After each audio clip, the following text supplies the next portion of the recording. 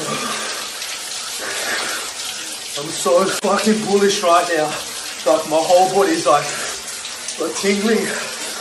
I'm having like a panic attack or something, eh? I'm gonna call Sharon's trying to calm the fuck down. Oh, the light's yellow. I should slow down. My liege, sire, O father of speed, let these peasants witness the swiftness of thy mighty chariot. You want to make a bit of money? Get into farming. See this? I got this. Selling corn. Comes out of the fucking ground. I couldn't believe it.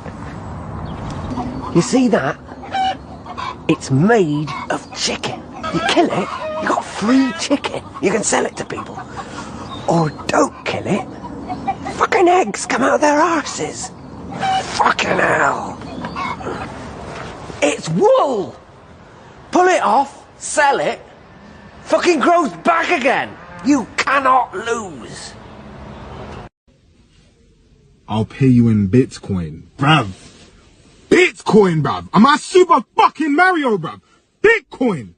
What the fuck is Bitcoin, bruv? Am I Sonic the Hedgehog of rings and coins, bruv? Am I Donkey Kong about rings? It's an N64 game about rings. What? Am I Crash Bandicoot, bruv? Rings! Pay me with bitcoins. I don't even know what bitcoins are, bro. What's a bitcoin? I don't know what bitcoins are. I don't know what bitcoins are, bro. What's a bitcoin? I don't understand that. Dude, the world is on fire. 90% of my kitty cat tokens are down. 90%. Japan is down too? Shit, how much of Japan am I holding? I don't see it on Binance, dude. Are you sure that's a token? Of the country? Dude, I don't care about the country, man. I'm talking about crypto. Yo, Pat. You said you wanted to talk, bro? Oh, shit. You know that crypto dip you told me to buy, Blake? Yeah? Yeah, well, it kept fucking dipping, and I kept fucking buying like you told me to. I'm sorry, bro. Yeah, and now I'm down 80% on all my positions, and my rent's due in 2 days, and I have no money in my bank. Bro, what are you talking about? You're literally driving a Lambo, dog. You know it's rented, Blake. Oh, my God. I'll return it tomorrow morning. Jesus Christ, bro. I'm sorry. All right, but the bull run's literally already over, dude. You should have taken profits. I don't know what to tell you, bro. What the fuck did you just say? So the bull run's over, bro. What do you mean the bull run's over? You're fucking over! No! You're over! You're over!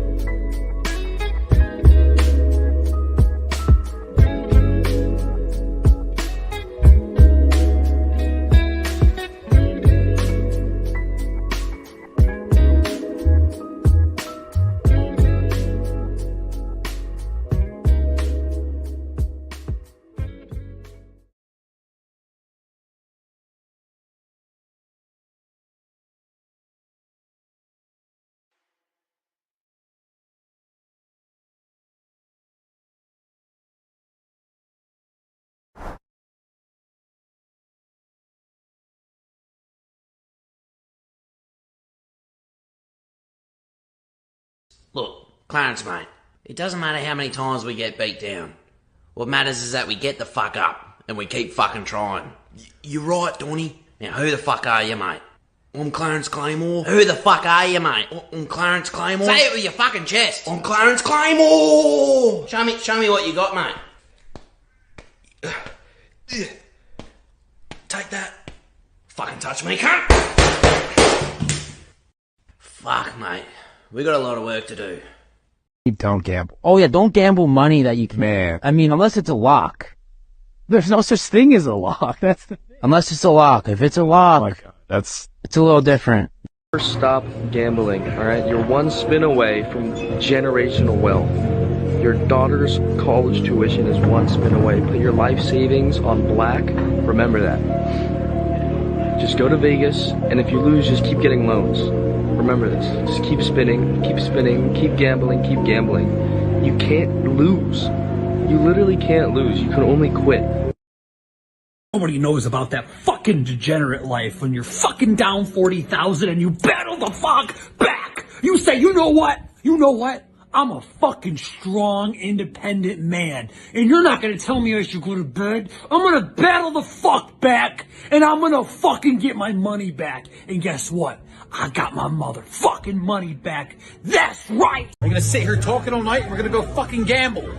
Let's fucking go. Money isn't real. None of this is real. This is just... It's free! It's free! What do you mean free? Free money. Lose it all. Lose it all. Andrew, I know you said money isn't real, but I am getting fucked.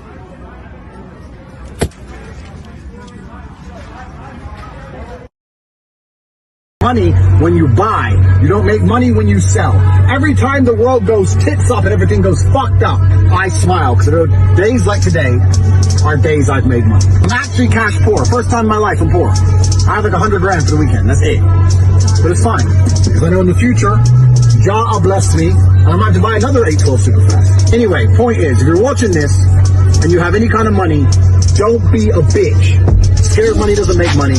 Invest it. But when you go all in on something, I would say that does take conviction. Now, your conviction might be. How many chairs are you sitting on right now? One.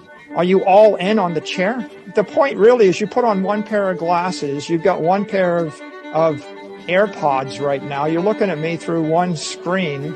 You're using one microphone. That's a one microphone. Like, you trust it? Is that conviction?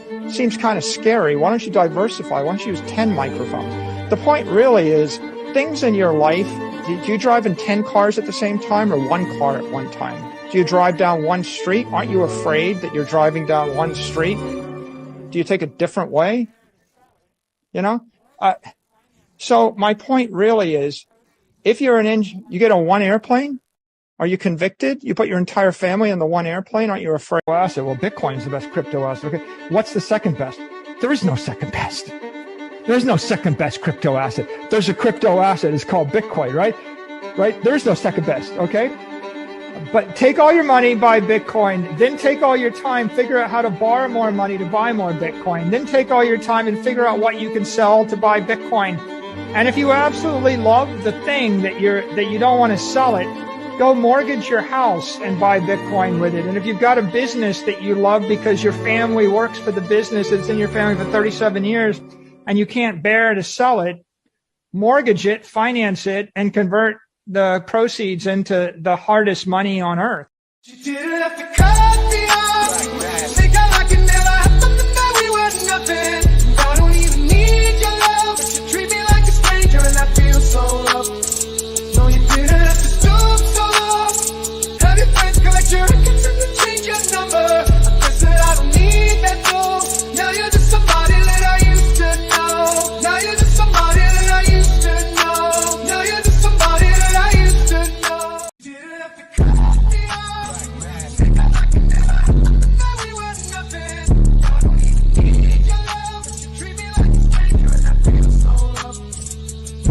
Now you're just somebody that I used to know. Now you're just somebody that I used to know. Now you're just somebody that I used to know.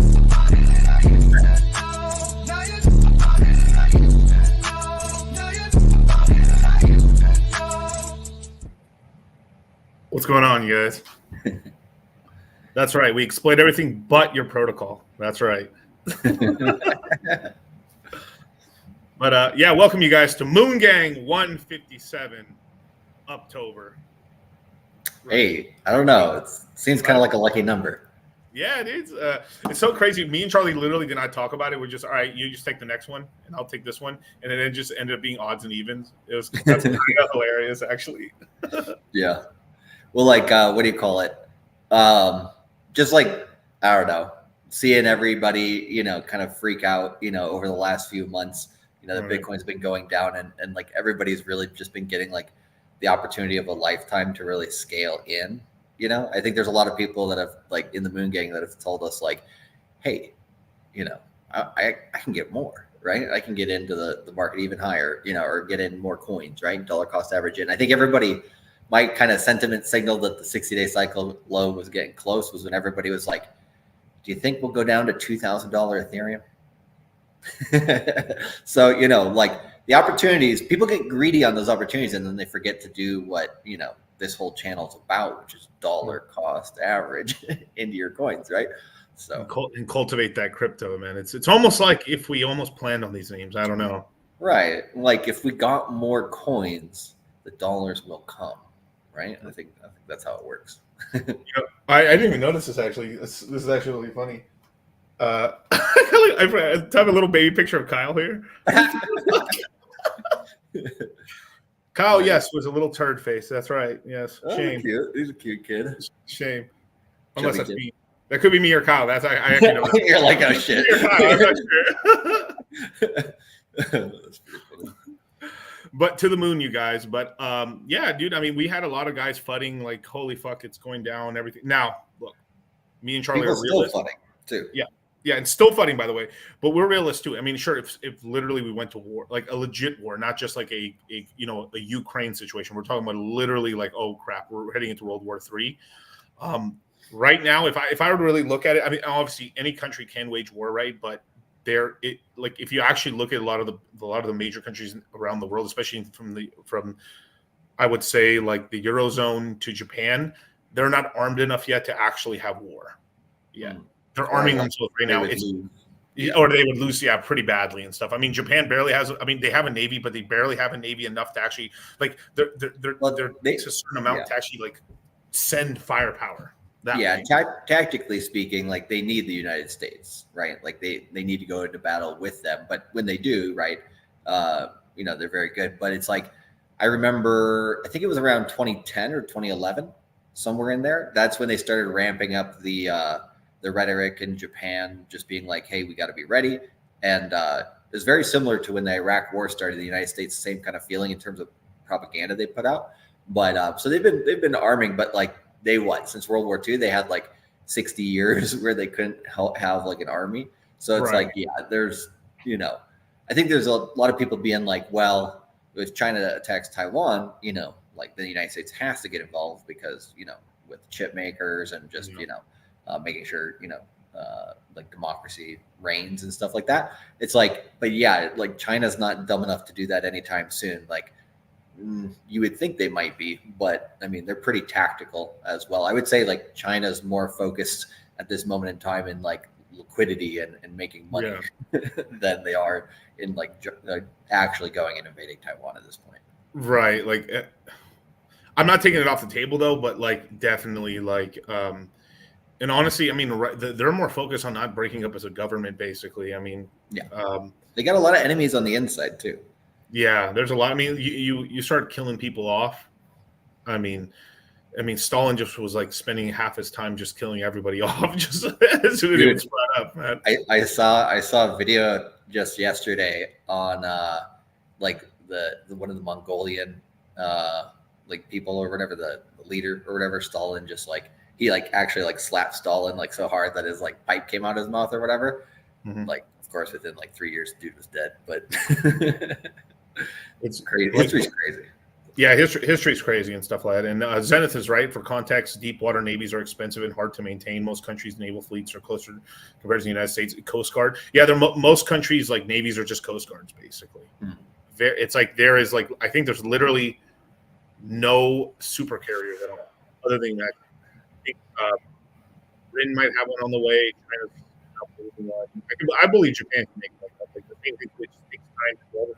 It's kind of like it's kind of like the movie from Lord of War, where like some countries are just need to basically like some countries can't have a respectable war, and I'm there to facilitate that.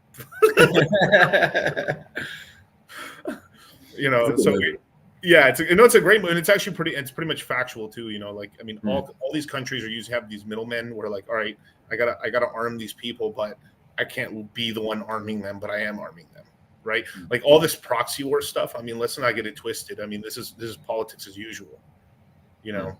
So what you're saying is there might be people in the crypto space who are like, you know, I can't pump this token, but you know, I might be able to list it for you. I'm not saying buy this, but but I think Phantom's going to have a great Q4. It's looking like Pulsechain's probably going to have a great October as well. We will see afterwards, if depending on the lawsuit and how it goes down. It's been pushed out like a couple days. You know what they did, which is really fucked up? It was supposed to, if I believe right, it was supposed to be on the 27th or the 28th of October. They pushed it out to Halloween. Yeah, I saw that. Yeah, they pushed it to the 31st, and it's like interesting. Well, I mean, it's fitting at least for the how many years is that? From 2008 Halloween, that was when the white paper for Bitcoin was published. So, I mean, you can lean into that narrative a little bit. That's true too, yeah. But I mean, they pretty much did it because most people don't want to be out. Like obviously, they don't know how crazy hexagons are. Very, very. So they'll be there. They'll be there and shit. Like, will it be Halloween if hexagons are all suited up? Well, they might be dressed as tax-paying, government-loving individuals. You know, that's what we dressed up as that. Yeah. Mm-hmm. Accountants. Yeah, how high will we be pumping? Oh, bro, like if it gets dismissed, dude, like p-hex would be like 3 cents overnight. I mean, fuck, dude. Oh, disgusting. Look how crazy it's pumped off the bottom already, right? Like if you look at PulseX, like, you know what, it did like a double in like 2 weeks. Yeah. I mean, I can probably pull it up right now. Let's see. One of the sites I usually use actually went down for some reason. So like I'm just using Coin Paprika right now just to show the basics of it. But like if I look at PulseX, yeah, it's at 26. I mean, from its all-time low of 9, it's basically done a 3x. But obviously the low happened last year. Yeah. Off the recent one, let's just say the last 30 days, really. I mean, yeah, it's damn, this sucks actually. I don't live. Yeah. It might just be better if I just do this on fucking deck screener. What am I doing in my life? Yeah, I was gonna say, yeah. Then while you're doing that, yeah, PulseX is easily above its 20-week moving average for the weekly close. And interestingly enough, Pulse as well got above its 20-week moving average for the first time on a weekly close since the beginning of or middle of July. So if you get like 2 or 3 weeks above that 20-week moving average for Pulsechain and PulseX, then I think that pretty much confirms. Well, it helps to confirm lows are basically in. So yeah, things are looking pretty good there. Definitely. So yeah, it's pretty much it dropped down to like 15 and some change, and it's up to 26. So it's up a good chunk right now for like in the last couple days. But yeah, I mean it's really been like the hex and p-hex, the E and P show really on or actually let me see if I can find it this way. Yeah, because Hex did a pretty good jump too. Yeah, Hex on Pulsechain did a really nice jump. I mean, let's go to the daily here. Yeah, it's done from like the bottom right here was 33% of a penny to almost 90% of a penny. So effective almost a 3x basically in like pretty much a week and a half. It did that and stuff. And actually, believe it or not, eHex was actually the first one to start that pump off. It just not that it lost steam, but it basically just kind of went over to the p-hex side basically from there. But p-hex, I mean eHex got pretty cheap basically. I don't know. I think they should have on the Pulsechain one if I look real quick. There's Hex from Ethereum. Yeah, there we go. Well, that's not correct. Well, it is on this, but like that's not the whole length of it. But yeah, pretty much it went to like a tenth of a penny. It's basically done like a 2.5x. So they've done more or less the same. It's just like obviously eHex more wrecked, right? Yeah. But yeah. Yeah, and like when you look at the p-hex chart and stuff too, like you can get into new all-time highs sooner. But I think it seems like PulseX will still like pretty much outpace the rest of the stuff until I think everything gets to new all-time highs, just because the narrative of eHex is still holding p-hex back a bit. So even though like the chart has like open space in front of it, I think there is like that psychological weight a little bit from the EHEX side still. So like a good friend of the channel, Silver the Antidote, he pretty much was saying that, if the prices, if let's just say we didn't have this pump, we needed about somewhere between 5 to 7 more weeks of prices being bad for a BankX to have basically been washed out. Oh yeah, because they were consistently selling, right? They're consistently selling and getting out, and that's really what's been holding EHEX back. Really, it's just that, and an RH tweet that shall not be named. But honestly, I wouldn't be surprised he just did it basically because he want. Not saying, but like pretty much to cash him. Like if from what I've been able to like put together, and a lot of people have been saying and stuff like, it does seem like it was a fat finger extra zero, really, that was sent to BankX. Yikes! The market has decided. Yeah, right. The market has decided low, but but basically the price went down this much, and it basically let them kind of basically get rid of a ton of supply for no money, really. Yeah, which is great, So, but the thing is, the market is starting to start up and stuff. We had a really good move on Phantom. I'm just trying to look at some of the top ones right here. Equals doing that. It's okay. Doing that bad. Yeah, Equals done really, really well. Yeah, it's done really well. Phantom is from like I would say like the last. That's hella zoomed in. Oh, is it really zoomed in? Yeah, I don't know why. I think it's when I was changing pages. I think it zoomed in or something. Okay. Well, but yeah, clear on there. Yeah. Yeah. So right now it got to 26 cents, and then on Bitcoin hitting $52,000, basically $1 trillion market cap, where it kind of wicked down to, and then from there it just popped off where it's at currently. I think it peaked out at 73 cents. I think, if I remember correctly. Yeah. Yeah, roughly. Yeah, whatever, man. But yeah, basically 73 cents, and it's right here. It's sitting at 64. I just made a DCA into this like probably an hour and a half ago. Bought a lot more Phantom. It's going to be one of the bigger plays of this cycle and stuff like that. The hypes, I actually think some of this a lot because Nansen started promoting and stuff, and a lot of and I think there's a marketing push, and I'm pretty sure a lot of money in the background through the Sonic Foundations. Andre, yeah, I'm guessing Andre kind of started greasing wheels with a lot of the connects in the space, because he pretty much can talk to anybody in the space, with all the stuff that he's done in crypto over the years. So yeah, him being I think he's appointed CTO or something of Sonic Labs or whatever. So yeah, he's just gonna, I think, actually probably be a pretty important figure that I don't think a lot of the stuff he's probably doing is going to necessarily be made public as well, right? Right. A lot of those backdoor deals or whatever's going on there's something that'll stay that way probably. Yeah. So Phantom over Sui and Aptos every fucking day of the week. Yeah. Yeah.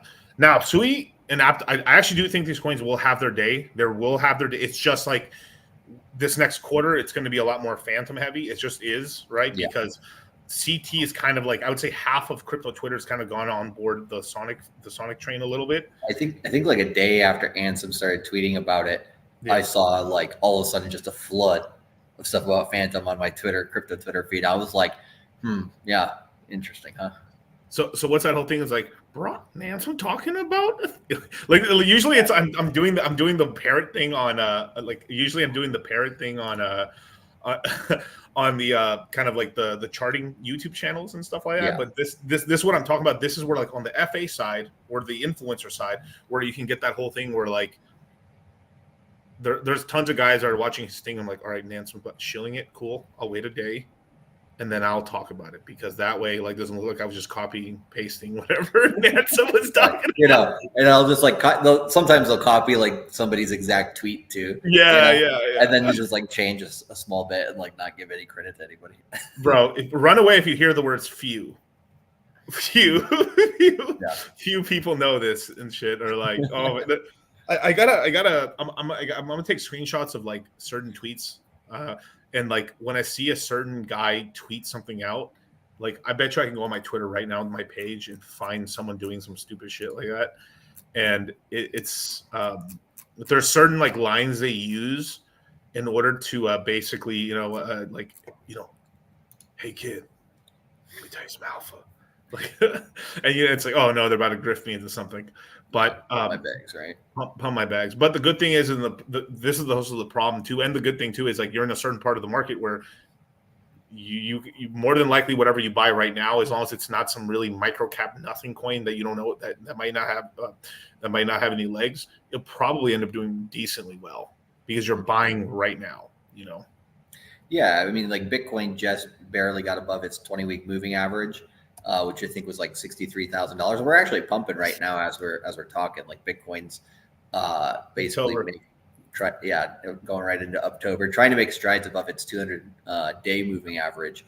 But yeah, I think the weekly close on Bitcoin was I'll show it maybe a little bit later. But if you look at the weekly candle, it's basically started for this week right on the 20-week moving average. So yeah, I think if we get a green week here, that helps the bullishness bleed into October, and which is great for the altcoins like Phantom and everything. And then the interesting thing I think that's like a fun fact is every time we've gotten a green September, which is what it looks like we're getting with the move that we have right now, we've had green months for October, November, and December for Bitcoin every single time. It's happened 3 times. Let's do the 4th one, baby. Let's go. CZ's out too on the 29th. Dude, and like we'll get into that one because that's a big one. I know it's going to be a good day and a good month because I just literally found this Rolex I lost. Oh, you lost that one? Yeah, I couldn't fucking find it. Oh shit, bro. You see, you guys, I'm losing couch cushion money everywhere you talk about it. Just find it. I found it exactly in the couch cushion. Oh yeah, of course. Believe it or not, it was between the sheets of one of the beds and stuff here and stuff. Bro, like this Tiffany blue dial, I was like, where the hell is it? Like, good resale value. Oh yeah, great. Yeah. Anything that has Tiffany, bitches go crazy on it. You'll make money on it always.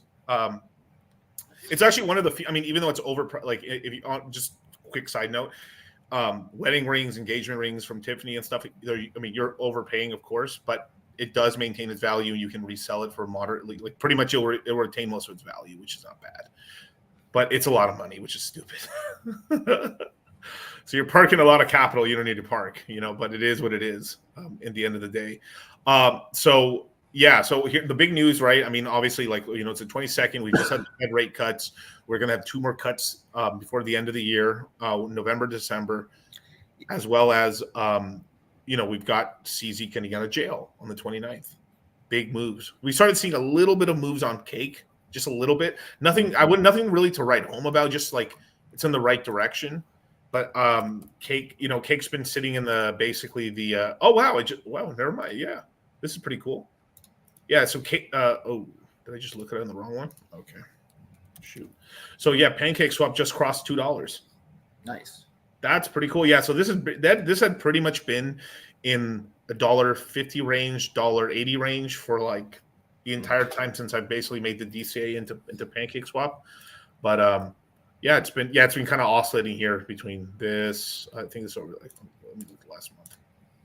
Kind of been some big oscillations here and stuff like that. Kind of a stable coin, just not really stable, but yeah. Yeah, it doesn't feel like a stable coin, yes, but not feeling like a stable coin. Right. The classic XRP trade there and stuff like that, but basically, we'll see how high this ends up going. But this is kind of a play that I threw some capital into Pancake Swap.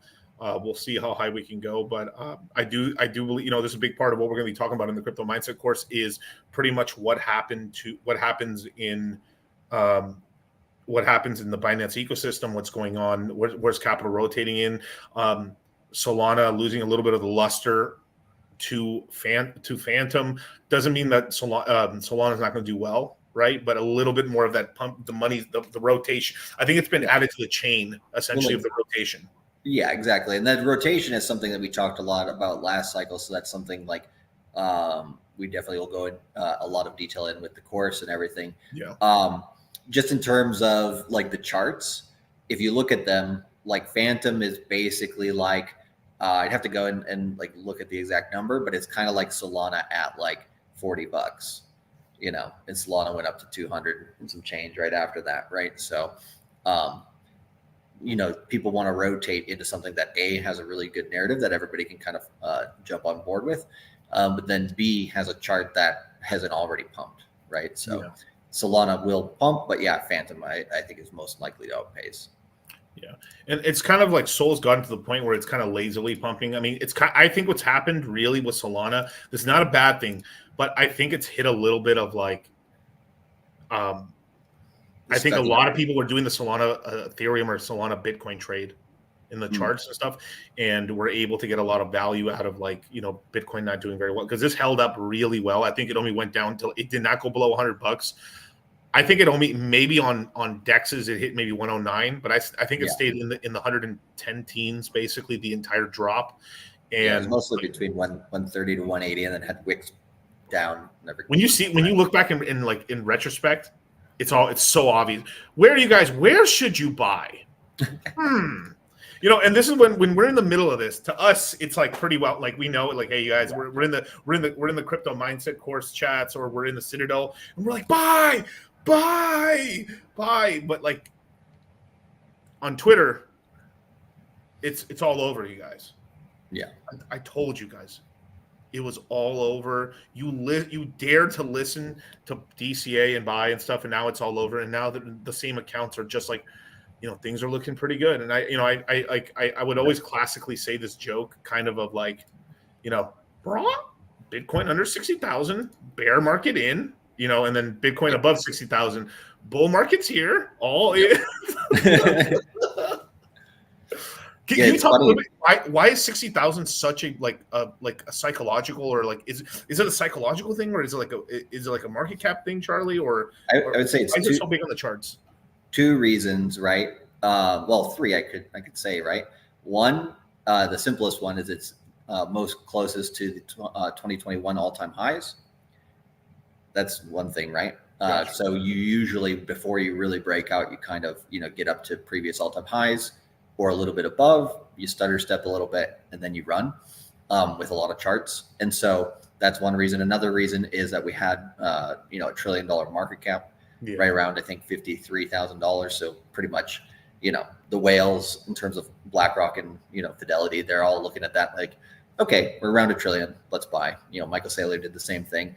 But chart wise, the 20-week moving average is right there at about $63,000 at the moment. So psychologically speaking, anytime we go above the 20-week moving average, like as a rule, like this is actually a fact in crypto, the altcoins start to run hard, right? If you look at Pulse Chain, when did it really start pumping off the lows?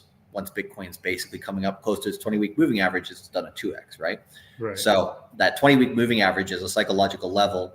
During the whole bull market, anytime we go below it, we'll be at a discount, but people start screaming bloody murder just because, it's on any time frame. If you go to the daily and somebody's like a day trader, right, the 20-day moving average is going to be the area where they freak out, bearish versus bullish, basically. Right. It is interesting on the 7-day here that like Ethereum has done a little better than Bitcoin, just a tad. It's like 17% for the week versus 10%. And it was lagging too for like when Bitcoin started pumping up to 60,000, Ethereum's like, I don't get up for a 2x, and then basically once we got a good weekly close, Ethereum's like, okay, playing catch up. Yeah, because like there's still tons of places where we'll be able to invest. I mean, we're always looking for like where is the value investments or the one thing we're going to talk about in the crypto mindset course is value investing, speculating, hot potato. Yeah. Right? The four kind of like, cold to hot zones, and usually you've got to like, this is not even being sexist or anything like that, but you gotta, like, the classic thing is everyone wants to fuck the winner, and that's not really how you make money, right? You might get a 2x if you're, when the market's hot, you buy tops. You're buying tops basically, or you're gambling on top. You're essentially gambling, right? Yeah. You're like, everything's so hot that everything goes up, but you're like making such like you're risking so much for like so little X's versus, it's lukewarm to like it's straight cold, but you have conviction and you've done research, and and then eventually as the market starts heating up, this is where you bang out a 30x. This is why I think everybody who basically has been with us since the bottom of the bear market, like people like who are of like the 2022 class, they've never seen a bull, they've only been born of the bear, right? Those people, they're more value investor type mentality. So once you see people coming into, groups, let's say in 2025, and they're just like, what do you call it? Let's buy everything that's pumping. Like we can't lose money, right? You're like, okay, sentiment's good. We're having a great time, but we're kind of getting close to some like over speculation at that point. Yeah. So everything's going to run. So the whole thing is tied to Ethereum. The reason that we starting to see some L1 runs, besides Solana, right, is basically because the big underperformers are L2s right now. I think the L2s are going to start running. This is stuff like OP, Arbitrum, but it's because what Ethereum's running, right? A lot of L1s are going to start running. Why? Ethereum is running now. When Bitcoin's just running and Ethereum's just kind of lazily not keeping up to that, basically. You still get pumps, but you get kind of very randomness or like very concentrated on the money because it takes pretty much it's like the rotation doesn't happen as well. But when because Ethereum is so linked to everything, yes, Illuvium pumped to a while, of course, because $17 million in the liquidity pools on just Illuvium alone, right? So if Ethereum goes up, if Ethereum doubles, Illuvium's going to do very well. Yep. Because why? Because I'm not trying to sound like a broken record, but it's like people, the speculators or the people with money, right? People like you guys have Ethereum, right? If your Ethereum goes to $5,000, right? Like you have a $25, just to put it in like casino chips. You have a $25 chip. You blink, it turns to $100. You're still spending it like it's a $25 chip. By the time you look, you're like, oh damn! Like I'll put $100 bet right here, and then when you blink and you're like, oh dude, I did $400. Oh shit, that's a lot. That's what happens. Yeah, because you're thinking. Sometimes you're like get used to thinking in coins, right? And you're like, oh yeah, Ethereum's a cool 2,000, right? Meanwhile, it's like $6,000, per coin at the time. That's kind of like you're like your mind lags behind the market a little bit. Yeah. And one more thing too on certain bags. This is something we're gonna be talking about how to we're gonna have some more sort of stuff on DCAing and kind of bag sizes and stuff because a lot of people kind of asked us to give a lot more clarification in terms of when to rotate, when to rotate or turn the DCA off because we've been in a part of the cycle where it was the strategy is just keep chucking into like the ones you like, and we're starting to get to the part of the cycle where okay. This is starting to turn where this thing I've been DCing into is no longer as attractive as something else now. Right. So you can turn it off and then concentrate or at least build up a kind of a dry powder bag and then throw it into something else. Because that's kind of a mistake we've seen a lot of people make is just like I DCA into one coin forever, and it's like unless it's Bitcoin or Ethereum, I think it's a bad idea. Right, exactly. Because then you get, over emotional, over leveraged basically. Because, at the end of the day, your altcoins really are a leverage play on your Bitcoin, Ethereum, and your cash. So, if you view it in that way, I think sometimes people, they think a little bit more before they jump into a position. Right. So just to answer, because I saw MC, he's been a long time viewer. Look at your bag. If you already have a lot of Illuvium or you've hit like a number or whatever, usually for people, it's like 50, 100, 300 or something like that, 400 or 1,000, depending. It depends on the person's bag and stuff. You're like, cool, I've got enough. Let me not let my portfolio get out of whack. Let me move that capital over to something else. Right. Yeah. So at some point, you got to decide because like right now, Illuviums are like, it's pretty much not all time lows, but pretty close. Right. It's kind of like where Pulse Chain is. Right. Pulse Chain's all time low is 31. It's in the 40s now. Still, like if you look at it, it's like this much off the all time low. Yeah. It's still a great deal. Like literally like the cheapest discount buy at the moment. Right. So this the whole So if we have people who DCA'd a little higher, you could DCA to lower the cost average now. Let's just say you had 100, you buy 50 more. You've now the spread's a lot lower and stuff. So instead of your average being $100, it might be $60. You get way more exits. By the time you get to, $500, right? You're pretty much at a 10x instead of just a 5x. Right. And then at some point, but then you have to all right, I got to stop accumulating and then move it along to something else. Like I'm being public about this. I did another decent size Phantom purchase, right? And feeling pretty good about it right now. It's because it's up slightly, a couple cents, nothing crazy, but this is something because we know there's kind of a short term play here because it is sort of a buy the rumor, sell the news. It's looking like it, but there's going to be an opportunity to like take that and use some of that capital to then boost up other parts of the portfolio and then ape back in as it goes lower and then be able to get more, right? But we're going to have explanations on all this in the course. So it's going to be a big thing. That's the fun thing, right? Like, right now the market's like, we kind of talked about this, and I think in 2022, we're like, man, you know, the market is like really just DCA into, you know, the stuff that, you know, you really, really want. And then maybe a risk play here or there, but there really wasn't like a lot of new stuff going on. It was kind of like recycled old narratives, right? And then meme coin season came around. That was, you know, a little bit new, but then essentially, you know, what we got going here, I think going into Q4 is every single crypto organization, right, that's built anything during the bear market or early bull is basically like, we have to ship now because it's like 6 months after the halving. We're going into 2025. So we're definitely going to be talking about, you know, what's the difference between like a short-term trade? How do you play that with something like Phantom? What's the risk with that? You know, how do you mitigate that risk and all that stuff? But then also, we haven't, you know, confirmed or denied any fight clubs or things like that. But I would say, you know, there's always a good shot at that when stuff gets going. But then also, I think there will be a few course specific plays in October. The market should be giving us enough action that basically if we get the right kind of, I don't know, scenario with Bitcoin and Ethereum, you know, we can get probably 2 or 3 specific plays for the course. Some of those may turn out to like be really good short-term wins. Some of them might be like over 1 or 2 quarters, right? The coin really flies. So, you know, each one will be a little bit different, but I don't know. I like it when we get like, okay, guys, what are we buying? You know, because that's always a good time. So I've got something special. I'm not going to say it here on YouTube, but I'm saving it for the Citadel and the Crypto Mindset course. This is almost like it's almost a fight club, but it's on that level. It's on the lower end of that level. Like it's a good, but it's like only available for like a short period of time. Like we're gonna talk about I think a specific, you know, the thing I told you about, like the other night. Like, I know exactly. I'm just like, you know exactly where I'm going. I'm going. You know, barely, I'll let you do the talking here. Yeah. I've got to talk in Morse code. Yeah. But so that like, I think that's good. But it's risk. It's high risk, and it will not happen until like early next year. It won't come out until January, right? Or maybe December, but like probably January, right? Yeah.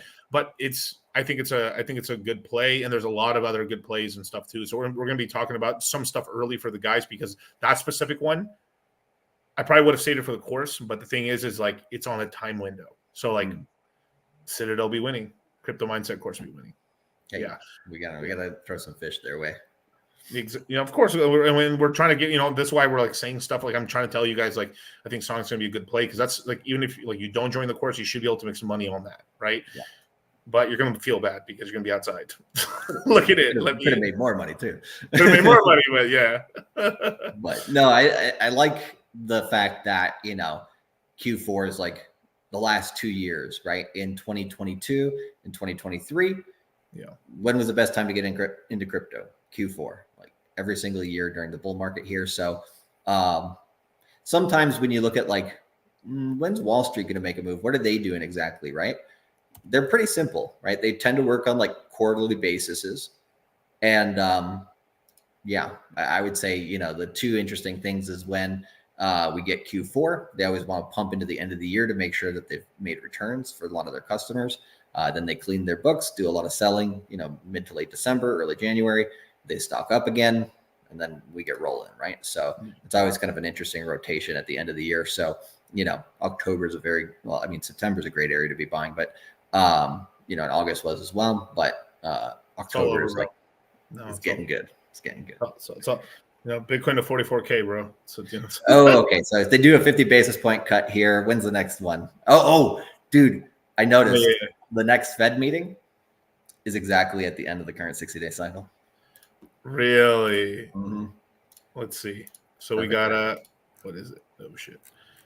Yeah. So November 7th, right? Yeah. Or are you talking about the 18th one? Yeah. So I think by the 7th, right, depending on, you know, what way October goes, we get a bit of a dip going into the election into that time period. Then depending on, you know, whether they do 25 or 50 basis points at that one, because there are some people speculating 50, although we think that's like a lowercase possibility. Either way, if we get the same results as what we've been getting here in September so far, not a bad little catalyst. Yeah, and it's not a bad catalyst and stuff. Now, I think people. So I had a lot of questions on the Fed stream as well as on the previous Moongang where we kind of explained what's going on with the Fed cuts and stuff. I don't think people understand. People are like, we're not getting why it. So people are like, because I understand it's very confusing, right? Like, why is it usually negative when there's a rate change up or down, and that's negative for the market? And then why is that like? So okay, the reason is because like people heard what happened during the last one, so. Anytime the rates are changing up or down, it can kind of shake out the market because it's kind of like coming out of nowhere. Yeah, right? People are kind of used to what was happening, and then oh shit, something new. But the negative thing that happened in 22 is, so I actually shout out to Fresh and Fit. We were on a Fresh and Fit private call with everybody else. Castle Club. Yeah, shout out to Castle Club. Is legit. The Castle Club's legit. Yeah, so we were at the Castle Club and kicked a bunch of bitches up. No, well, actually, yes, a lot of bitches were. Yes.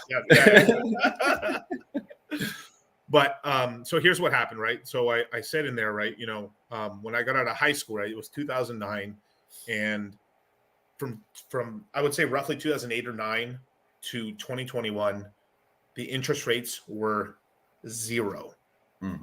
There was no basically when interest rates are zero, bonds or the interest that you can earn in a bank is nothing.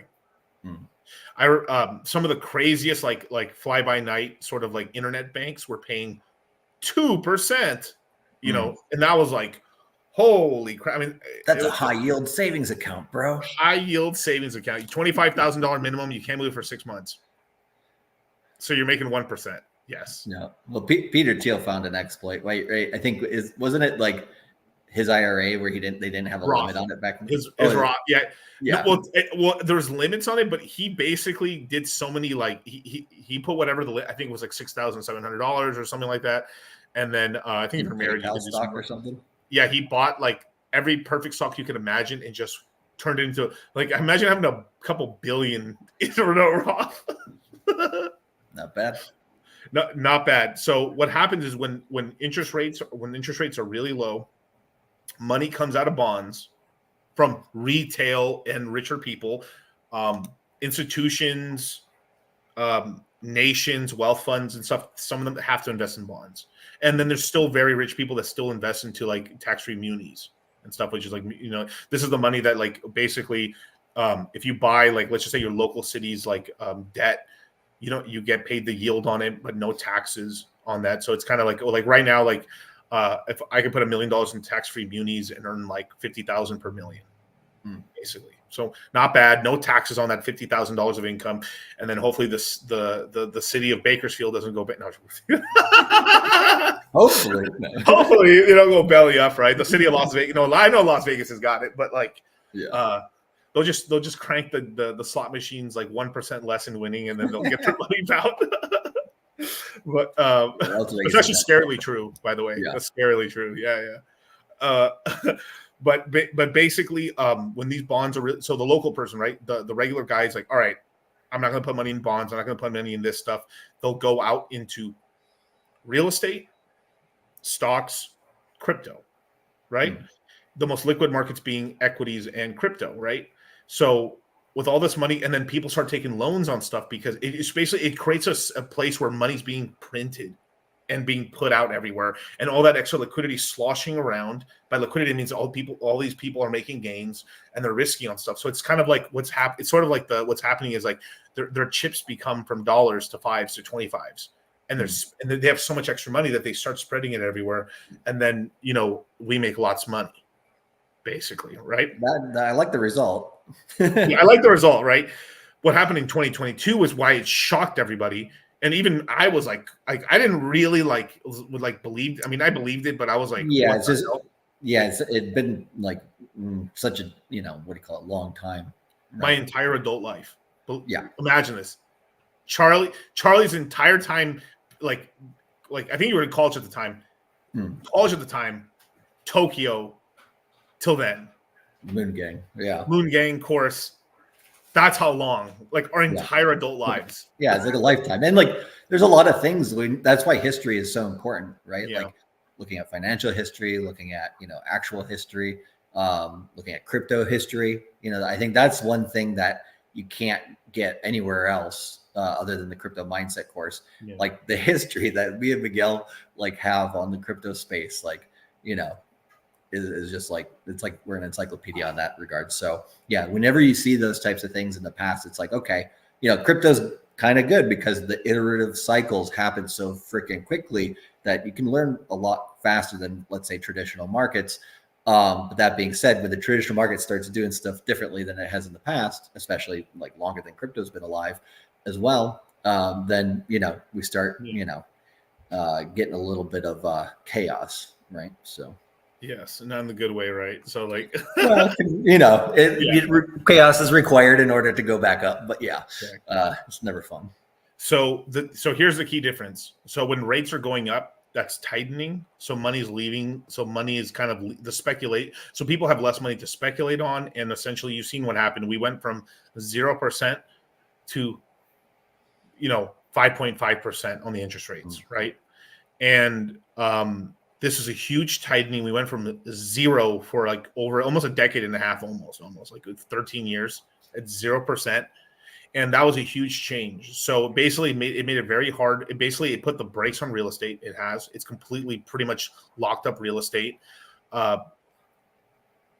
People who would normally sell houses or get out and stuff really can't sell their house because they're locked in on a 0% mortgage, basically 3%, maybe 2.99% on the mortgage. So basically free money on that side, right? Because your inflation's more than that. Yeah, the deal is too good for them to leave. Yeah, so they bought their house at a kind of a bad. If they bought it in 21 or in 2019 was a decent year, 2019 at a cheap rate, they're still in profit slightly. And if they sell it, they'll have money, but then they have to buy another property, and then their payment also increases, and then property taxes increase. So it's this whole thing where they're like, oh crap, they're basically their house rich, cash poor, is what's happening to a lot of people, and they're stuck.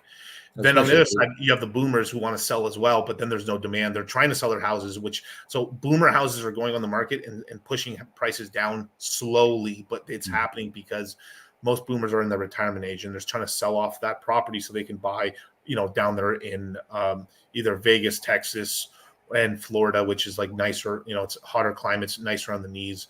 I've been told that basically when you get old, you want to be where it's warm so it doesn't hurt, your body doesn't hurt. Yeah, you got the humidity, keeps your skin dry. Or moisturized, Yeah, one drunk man started 3 women with PhDs. That's right. So all that tightening it's been pretty rough, right? So obviously you see 2022 crypto nukes. A lot of the crypto companies, all these people who would have been able to borrow money cheaper couldn't really, so they started digging into the coffers, stealing money, and collapse, and all this stuff. We bottom out, and still with all this stuff, you can't really borrow money. You really can't borrow money cheaply anymore. You have a lot of corporations that are borrowing at 9 or 11%. Big corporations, and it's just horrible. And basically things are at standstill. Bitcoin still tripled in price. So it should just it was like a shitty ass market. Everybody's worried about a recession since we actually were in a recession. We really were in a recession, literally. Yeah, then Bitcoin doubles to triples in the time depending on when you're looking at it. Yeah, and we kind of conveniently hit kind of the bad year of the 4-year cycle for Bitcoin as well. 21, 22, not good. Yeah, there's part of me that thinks it was interesting, right? Satoshi basically put out Bitcoin in the midst of the 2008-2009 financial crisis, and when it came out in the early 2009, it's kind of interesting. It's did Satoshi just do that, and then because of that action, Bitcoin's 4-year cycles are pretty close to in line with the global liquidity cycles, or did he do that intentionally for multiple reasons, right? To give the middle finger to the traditional establishment at the same time as that. Of course, it could be a bunch of different things, but I'm just whether it's, bad or good, the top year of a 4-year bull cycle lines up very, very well with global liquidity cycles usually. Yeah. So after all that stuff, we still survived. We still did really well. No matter how bad there's fundamentals is a trippy game. no matter how, so at the end of the day, if there's more demand than there is retardation, you go up. It's Right. true. So you had like when retail's wrecked, all the everything's happening, right? What saved the market, right? Was basically not save the market, but what came in is you had institutional buyers, very rich people, crypto OGs, the Moongang, yet smart buyers, basically buying up these lows, DCAing, and then you had institutional players. BlackRock came in with the ETFs, but you have to remember is these players started buying beforehand. Yeah, they've been buying since. I mean, a lot of them have been buying a while. Fidelity has been buying since like 2013, so that's a little bit more rare. But like we really started hearing in the bear market of 2018, where you got Harvard, Yale, Stanford. Those were the ones that came off the top of my head right away. But like there's others too at the time that were basically like traditional institutions you wouldn't think had any Bitcoin or Ethereum, and they're buying that, for the long-term bags essentially. And then they were doing that privately. In 2018, they didn't say shit until, they got Michael Saylor and Elon Musk to talk about it in early 21.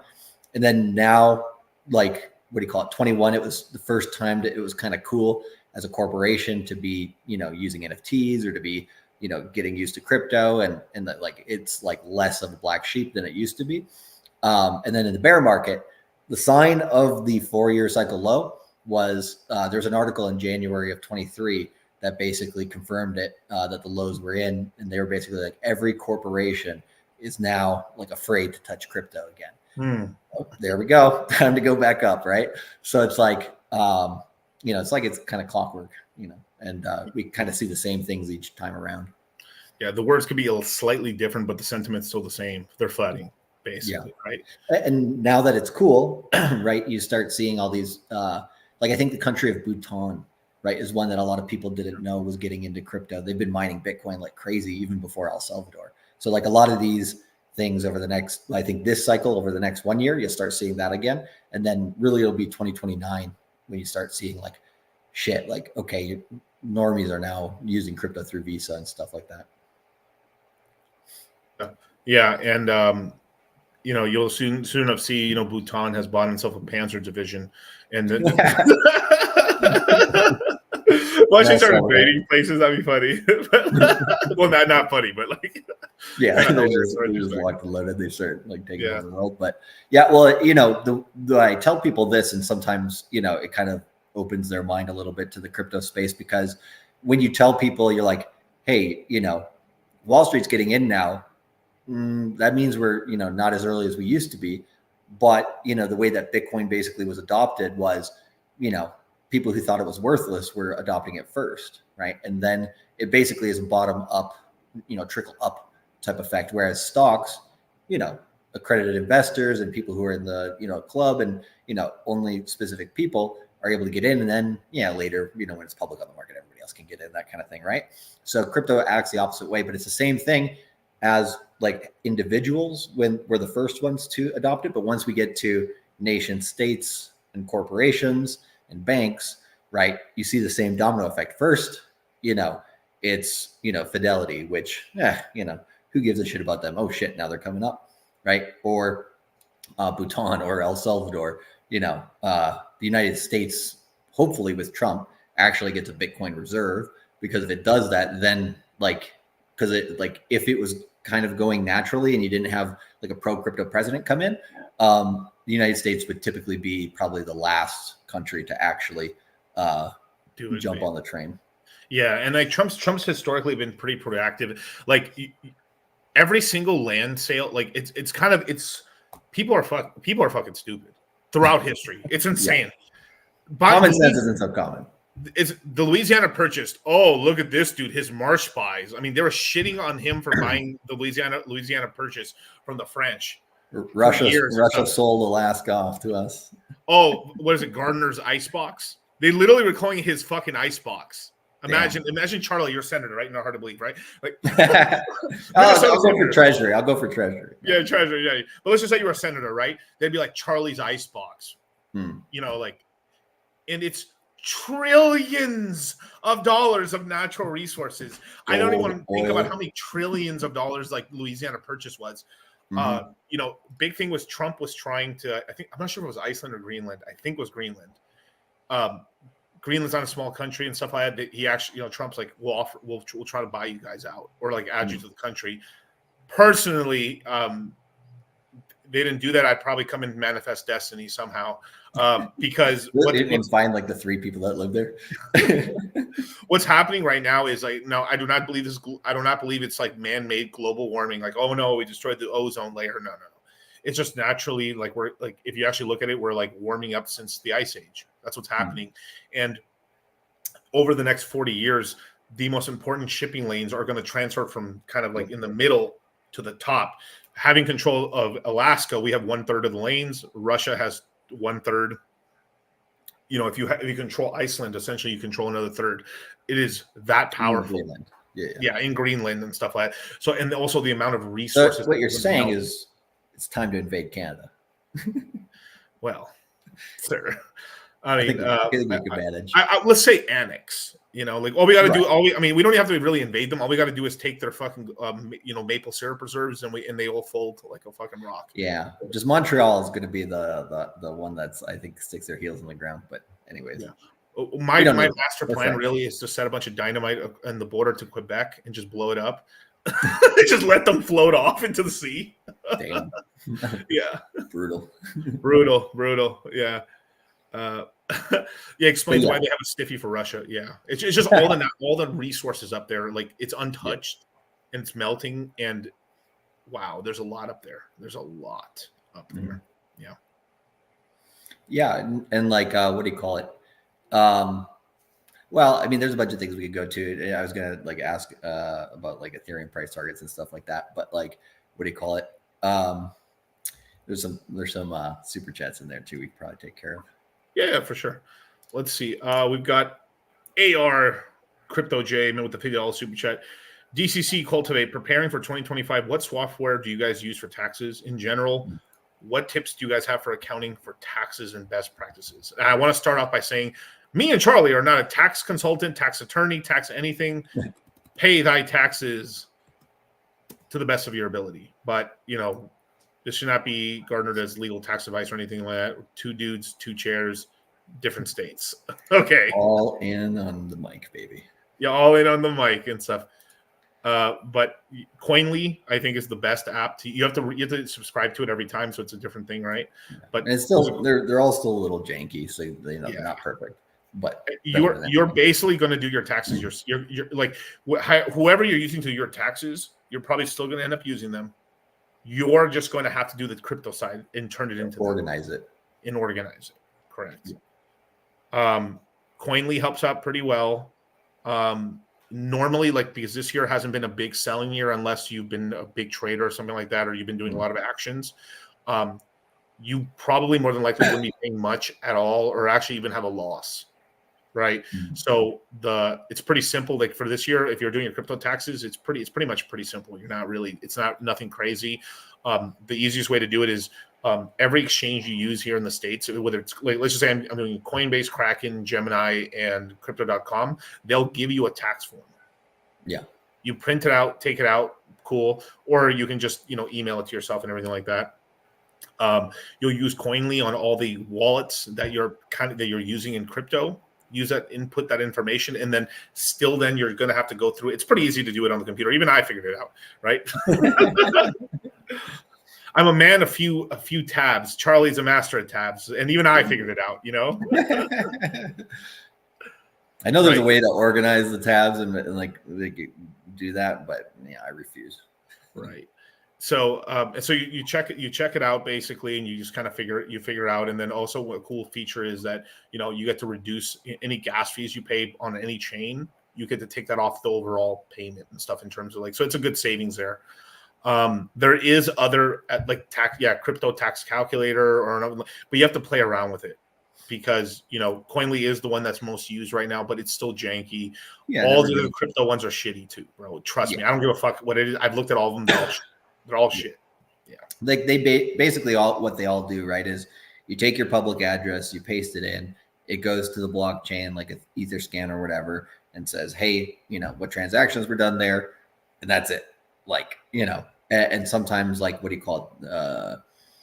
there might be multiple transactions. Like you might have done multiple transactions to dollar cost average out of like one position, for example, right? So like it's up to you basically to like organize that. So like, you know, if somebody has, you know, now we have AI. So basically, you know, you can't say that you can't do Excel spreadsheets anymore, right? So like if you want to organize with Excel using an AI agent to help organize stuff, that works. Also, what do you call it? I think CoinGecko, right, has a pretty good portfolio tracker. You know, those things kind of help with buys and sells. But yeah, at the end of the day, you know, yeah, you got to do your best to, you know, make Right. that all organized. Yeah, it's kind of like squeaky, like the squeaky nail gets fucking hammered to pieces, basically, right? Why did they go after Wesley Snipes? Because he was like, oh, he was literally, it's like, imagine he was literally like on the red carpet, yo, fuck the IRS.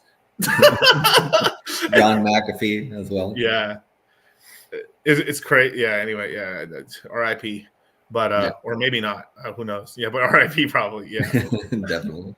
I've seen so many. I've seen so many like conspiracy theories with that. But still, I'm pretty sure. What if he just did it just because he wanted to get away from his wife? he went and retired in like the Himalayas or something. He's just alive, having the grand old time in Argentina or in Switzerland. But yeah, Clarence Claymore. But yeah, do your taxes. But here's I mean, to the best of your ability. And like, you know, it's so early right now, you're not going to be able to do it 100% right anyway. And don't sweat it. Really. You know, it's really just take care of the big stuff. And I think that's enough. Right. But like, you know, just do it to the best of your ability. It's really, but there's so many people that are not doing it that, I mean, at some, like, I do believe maybe if it gets long enough, I think some of it will be forgiven, but the hammer is coming at some point. They're going to make examples of people. They're going to make example of people in 2026. Yeah. It's usually about like 2 or 3 years delayed from when a lot of the actions took place. Like, when did they get, you know, after CZ, right? It was at the end of a bull market, beginning of a bear market. So 2022, right? About 4 years after, right? They originally started like being like, who are these people that are becoming billionaires? Like they can't be billionaires. They can't like print their own money, right? So we got to find a way to basically, you know, tarnish their reputation a little bit, you know? So that's, you know, what they were doing there with him specifically. You know, I'm sure they were watching that for ages. But yeah, like everything that's happened, you know, during this bull run, right, will start to kind of get their comeuppance if they've done some bullshit in 2026, 2027. And I want to reiterate again, 2 dudes, 2 different mics, 2 different places, right? Let me show you how serious you should take this crypto advice. You like pay your taxes, obviously, but like I want you to know too, like the level of people we are a little bit, all right? By the science guy. Bill Nye, the science guy. Bill. Oh, yeah. Bill Nye, baby. Let's go. But, all right. Just like tone it down a little bit here in terms of like, you know, like you go to a tax professional. But let me say some real shit right here for a second that it shouldn't be taken seriously, but like in a hypothetical sense. You know, America runs on Duncan, right? But you know, realistically, if every like the IRS really can't go after every person who's making less than $200,000 a year in a business, like as a W-9 employee, if you're actually just an employee, right, you'll do your taxes very properly. But for a lot of small businesses, if they actually reported everything correctly and did everything insanely right, like I think you would shut down about half the companies in America, small companies in America. Yeah. So, it's like, and the IRS knows this too. The IRS knows this too. So, yeah. I mean the amount. I mean, just because of how high taxes here in California are and everything like that, everyone's kind of like playing a game. It's every small company is playing a game, and every large company is even playing more games and more. Like especially everyone's Los playing Angeles a game. Lakers. So I don't know. Hey, we're just too. You know, I mean, you know, Diddy must have made sure that his taxes were above board, right? Right. Yeah. It's actually kind of crazy with the whole Diddy thing. There's tons of all these people are deleting their tweets now. All of them. Like, dude, I heard Usher, bro, just deleted everything. Yeah. I heard it's Usher, Cuba Gooding Jr., and J-Lo who are kind of at the front of it. Yeah, I mean, I think it's basically like, Justin Bieber is basically. I mean, I've literally seen videos of him going with Selena Gomez. Both of them are all fucked up, walking into like some sort of like swap meet to go buy crack. Not lying, literally, and like. And it was Selena who got him to smoke crack. Who else? Who the like? Why would they go smoke crack? Or it must have been meth or something. It had to been meth. But like, what? Like that is such like it's just insanity to me, dude. Just Like blame it all on Diddy. Diddy did it. Yeah, and then I feel sad for her because she just recently said she can't have kids and stuff because she already had a disease or something. But I think crack cocaine, and meth didn't help at all, bros. But like I actually do think both of them were taken advantage of. I really because they were young when they started, right? I mean, like her with Disney Channel, and anyone Nickelodeon, yikes, bro. I mean, even like Drake Bell got molested by his voice coach, dude, bro. I mean, you want to see all those types of people just rot in hell. So. It is good that it is coming out, but man, it is like anytime I open up my Twitter feed, I'm just like, what in God's fresh earth is this hellscape? Like, what the fuck? I'm so like any celebrity that's kind of like 30 and younger and kind of like was a kid celebrity, like I do not blame them at all, really. Like they got totally taken for a fucking ride, like a bad ride. A lot of times their parents too, the parents too, dude, like the parents are so evil, dude. I mean, all of them and stuff. It's just such a terrible. It's just such a terrible thing. I mean, the only kids that weren't like touched and hurt really in terms of that did really well were the kids from Harry Potter because J.K. Rowling was a good woman and a good person. They took care of the kids and stuff like that, right? But you watch a lot of these other ones. I mean, man, dude, not great. I mean, half of the all that cast, the Amanda Show. I mean, all these. Oh my god, dude. Like, have you seen what Amanda Bynes looks like these days? No, I haven't. Dude, she's gone off the freaking rockers when it comes to like plastic surgery and stuff. That person just got like ruined. Yeah. God damn. It's a very depressing subject. Very depressing. Yeah. I'm kind of like, God damn. But like, I just like, it's so crazy. It's like you can't help but not talk about it a little bit. Yeah. I'm sure there'll be like a Diddy did it coin at some point. Did he do it? I mean, 50 Cent just sold his I would hate to have 50 Cent as an enemy. Oh my god. He's got all the dirt. Dude, 50, oh my god, 50 Cent, bro. He just sold a documentary he's been working on for the last 10 years. 10 years, bro. He just sold it to Netflix. Dude. Uh-oh. Interesting. And it's literally called Did He Do It? Oh, beautiful. Yeah, so it's not great. But crypto, you guys, crypto. Anyways, here's the back this way. But yeah, no. What was that? Oh yeah. I do want to look at the charts here before. Sure, please go ahead. Yeah. Get to some point today, just because, like, dude, it's like I don't know, like it's just been playing out perfectly here. So. Should we jump on that now, or do you want to jump on a couple more questions, or what do you want to do? Let me see what other super chats we have. Okay, just really quickly. Pepe, that's a great name, brother. Pepe Flex with a $2 super chat. How many X's equals a run? So he's wondering how many X's equal can run. Okay. Yeah, because it's either way. Yeah. Okay, yeah. So it can do pretty well. It all depends on Phantom, right? So obviously, if Phantom goes up to I think because so many people are more on the equal train now. I think Phantom reaching 80 cents will pretty much take it to like its all-time high. Yeah. It getting at least to $1. At $1.20, we're talking about probably like $30 to $60 before it. Take profits. Hey. It's a thing that we might recommend. Shout out to Ken Rose, man. Always with the thumbs up, bro. Thank you so much. And hit the like button, subscribe, hit the notification bell. And Dream Ride Share $5 super chat. Having a major issue trying to bridge my W Pulse into Pulse Chain, the Pulse Bridge site. It's literally broken. CMC member. So you're probably going to have to go download it.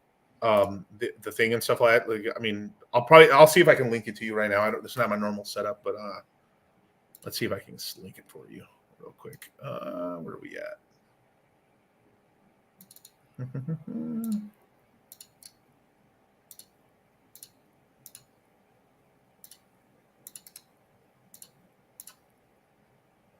There you go.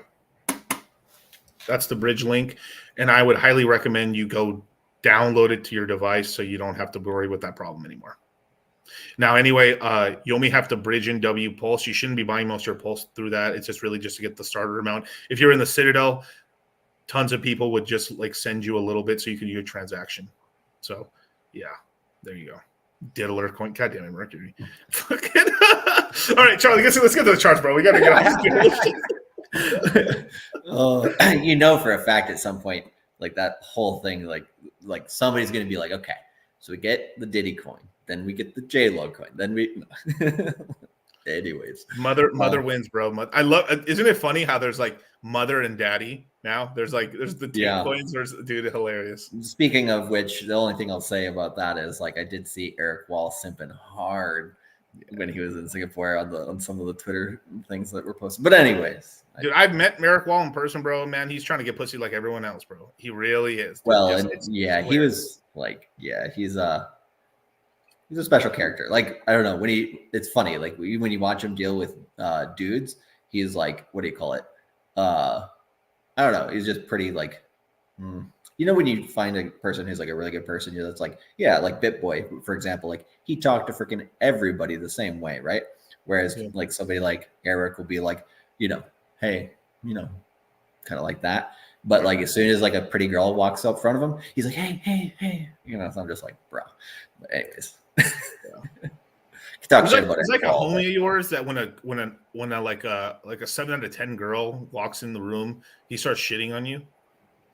That's how he exactly how he is. He starts acting like this dude doesn't put his shirt on, and then he's like, oh shit, yeah, he all buttoned up, and the next one's like, what the fuck? There you go. Okay, let's put the charts up, Charlie. All right, we're getting the tangents are terrible. We could go into tangents all night. It's like, who would you want as senators or congressmen to like go and do filibusters?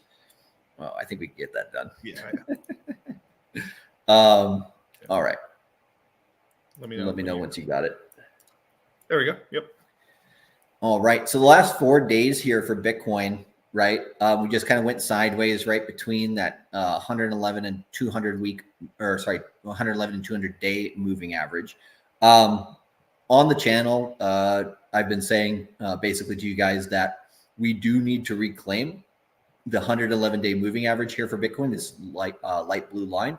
We need to reclaim that because, what do you call it? In a bull market, you generally stay above it more than you don't, right? So if you come, and it's also a very good sign then to where to buy essentially.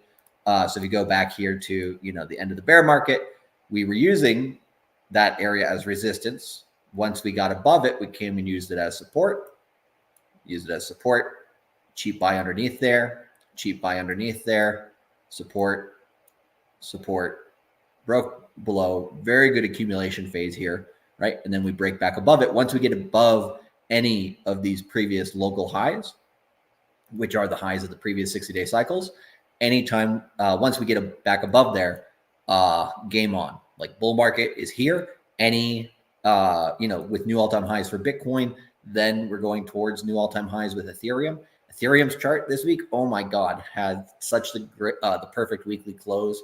Same with Bitcoin, same with a lot of coins actually, just because of what's been happening here with Bitcoin since the rate cuts. But yeah, we're in the early days of a 60-day cycle, and I do think we still come up here for the next day. But basically, we have what looks like to be an A, B, and C wave, so like a 3-wave structure here, coming back to the top here. So I shared this in the Citadel, I think maybe about a week ago. Once we had this low in and we started coming up here about on Tuesday, it looks like, yeah. I mentioned in the Citadel, hey, looks like once we reclaim this area, we're going to hit at least this 0.618 at 62,500. If we get rejected there, that would have been bearish. We held above there the last 4 days. Now we're coming up here to the top of the channel here, which is 65,600, right?